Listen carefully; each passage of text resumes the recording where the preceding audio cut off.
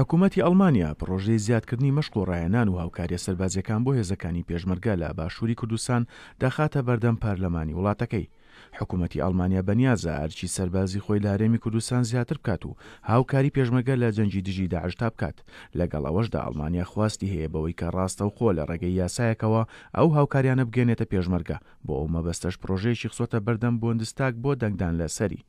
لەم بارەیەوە ڕۆژنامەی بێڵدی ئەڵمانی بڵای کردوتەوە ڕۆژی پێنجشەممەی ڕابردوو لە پەراوێزی کۆبوونەوەی ئەنجومەنی وەزیرانی ئەڵمانیا هەریەک لە ئۆرزۆلا فۆن دێریلینا وەزیری بەرگری و فرانکشتاین مایر وەزیری دەرەوە و تۆمارس دی وەزیری ناوخۆ و هایکۆ ماس وەزیری داد کۆبوونەوەتەوە و دۆسیەی هاوکاری پێشمەرگە لە باشووری کوردستان لەلایەن حکوومەتی بەرلین بە شێوەیەکی ڕاستەوخۆ و دەرکردنی یاسایەک لەو بارەیەوە تاوتوێ کردووە.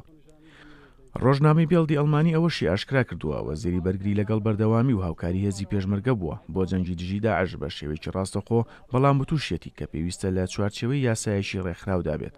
لەلایەن خۆشیەوە گۆڤاری دێر شپێگەڵ لە زاری چەند سەرچاوێکی سەربازی بڵاوی کردەوە.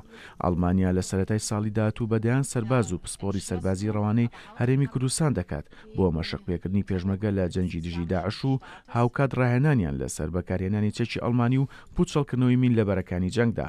بۆ مەبەستە ئەنجومەنی وەزیرانی وڵاتە ڕەزامەندی لەسەر نیشانداوە.